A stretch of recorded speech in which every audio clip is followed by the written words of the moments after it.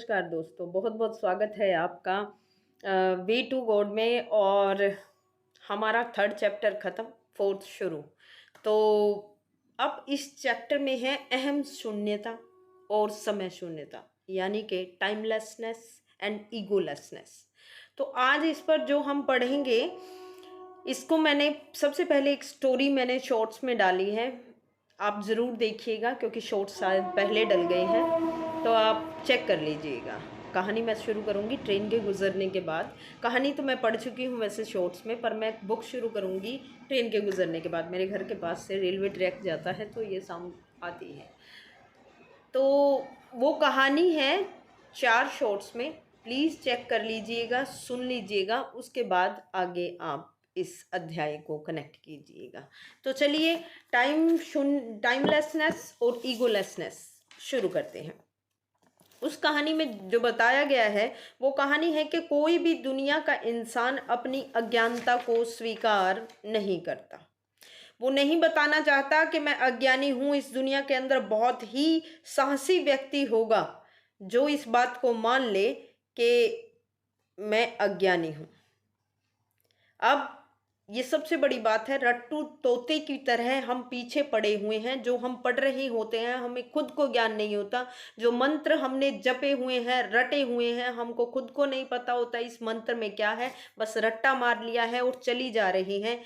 यही चीज़ मैंने उस कहानी में बताई है। अपनी अज्ञानता को स्वीकार करने के लिए हमें बहुत बड़े साहस की ज़रूरत होती है। ऐसा कोई नहीं है जो ये साहस कर पाए। तो चलिए शुरू करते हैं। तो दोस्तों, जिस संबंध में हम कुछ नहीं जानते, ये हमारी सबसे बड़ी कमजोरी है। उस संबंध में हम एक ऐसी घोषणा करते हैं कि हम सब जानते हैं।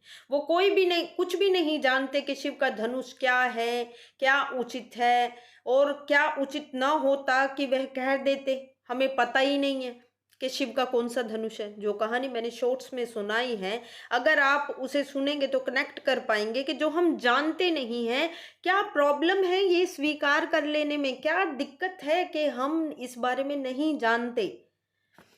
अब आप, सिंपल सी बात है, अपने अज्ञान को स्वीकार नहीं करना चाहते। मनुष्य जाति के इतिहास में सबसे बड़ी कोई दुर्घटना नहीं घटी कि हम अपना अज्ञान स्वीकार करने को राजी हो जाएं। जीवन के किसी भी प्रश्न के संबंध में, किसी भी प्रश्न के संबंध में कोई भी व्यक्ति इतनी हिम्मत, इतना साहस नहीं दिखा पाता कि वो ये कह सके कि देखो भाई, इसके बारे में तो मेरे को पता नहीं है। हम कुछ ना कुछ बताएंगे जरूर, चाहे वो रिलेट करे, रिलेटेबल हो ना हो, हमें बस बोलना है। और ये कमजोरी बड़ी घातक होती है। सारा जीवन हमारा व्यर्थ हो जाता है सिर्फ इस कमजोरी को ढकते ढकते, जबकि सामने वाला समझ भी जाता है कि हमें कुछ नहीं पता। ऐसा होता है चूंकि हम ये मानकर बैठ जाते हैं कि हम जानते हैं, इसलिए जो उत्तर हम देते हैं वो इतने मूर्खतापूर्ण होते हैं जितने स्कूल में दिए गए बच्चों ने दिए हैं। राम के धनुष का सवाल पूछा गया, बच्चों के जवाब क्या आते हैं? मैंने नहीं तोड़ा, मैं 15 दिन से था नहीं, ये वो, ये जवाब आएंगे। क्या आएंगे? वो मूर्खतापूर्ण। जिसका हमें पता नहीं उसका उत्तर देने की कोशिश सिवाय मूर्खता के कुछ नहीं है। इस बात को अपनी नॉर्मल लाइफ में भी गांठ बांध लीजिए। राम की कहानी में धनुष के टूटने का हमारे जीवन से उतना कोई संबंध नहीं है, लेकिन जिन प्रश्नों के जीवन से बहुत गहरे संबंध होते हैं, जिनके आधार पर सारी जिंदगी सुंदर या बुरी बन सकती है या कुरूप हो सकती है, स्वस्थ बनेगी या विक्षिप्त हो जाएगी, जिनके आधार पर जीवन की सारी गति और सारी दिशा निर्भर करती है, उन प्रश्नों के संबंध में भी हम ये भाव दिखलाने की कोशिश करते हैं कि हम सब जानते हैं। फिर से जो जीवन में उत्तर देते हैं वे बता देते हैं कि कितना जानते हैं। पता होता है सामने वाले को आपको पता ही कितना है। वो जान जाता है आपके प्रश्नों के उत्तर से। जो प्रश्न वो रखेगा आप उत्तर देंगे। जैसे कल मेरी लाइव में एक जेरी सर करके पर्सन आए थे, उन्हें काफ़ी ज्ञान था, मैं महसूस कर सकती हूँ, मुझसे ज़्यादा था, मुझे नहीं था इतना। तो उन्होंने मुझसे 2-4 सवाल पूछे, मैंने बड़ी ईमानदारी से जवाब दिया, क्योंकि मैं जितना जानती हूँ मैंने उतना ही जवाब दिया।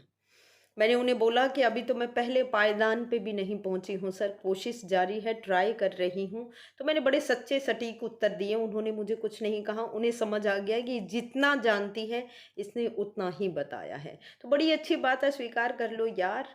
अज्ञानी हो तो अज्ञानी बनो, तभी तो जान पाओगे। अगर ज्ञानी बन जाओगे, अज्ञान में हो और ज्ञानी बनने की कोशिश कर रहे हो, दिखा रहे हो, तो कभी नहीं जान पाओगे उस रहस्य को।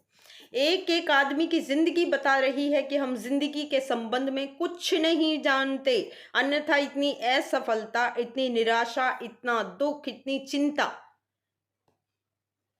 और यही बात हम आपसे काम के संबंध में कहते हैं कि हम कुछ भी नहीं जानते।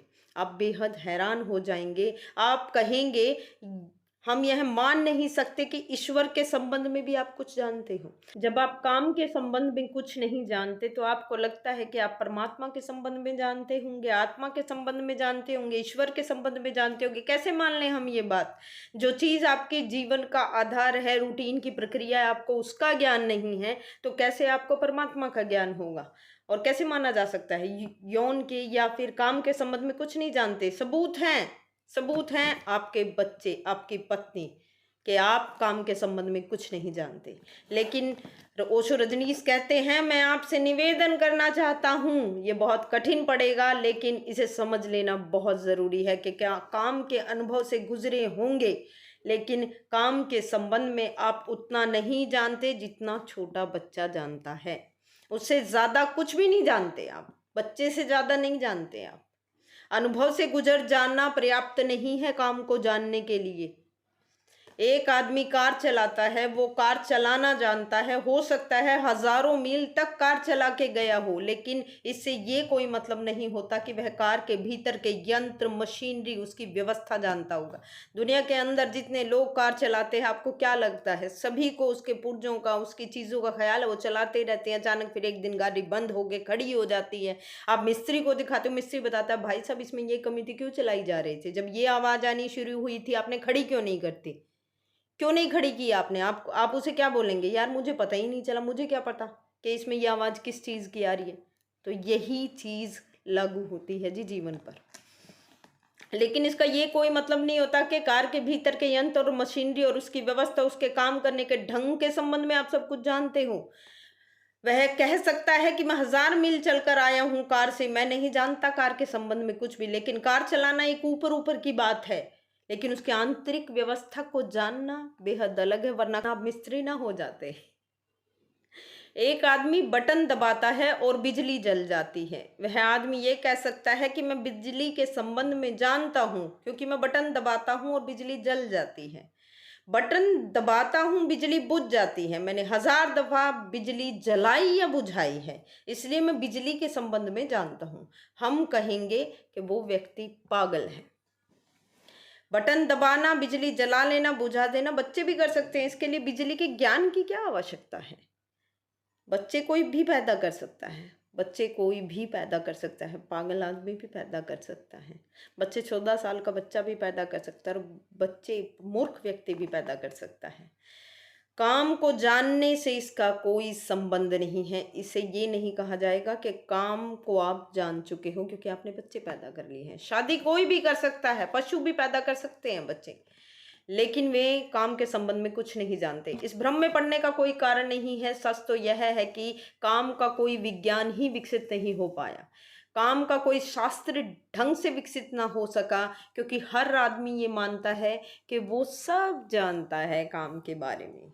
वही सब जानना और ये मूढ़ता होना कि हम सब जानते हैं, हम ज्ञानी हैं, अज्ञानी होने के बावजूद ये ना मानना कि आप अज्ञानी हैं। क्योंकि बच्चे जानवर भी पैदा करते हैं, पागल भी पैदा करता है, कोई भी कर सकता है। बच्चे पैदा करने से ये नहीं पता चलता कि आप काम का ज्ञान रखते हैं।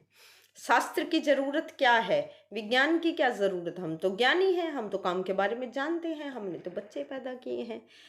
तो दोस्तों आज और अभी के लिए बस इतना ही। कल फिर शुरू करेंगे नेक्स्ट वीडियो से। कल करेंगे, कब करेंगे वो तो पता नहीं, बट बाकी कोशिश है कि लगातार चलता रहे। तो चौथे चैप्टर का थोड़ा सा भाग मैंने आपके सामने पढ़ दिया, ध्यान से विचार कीजिएगा।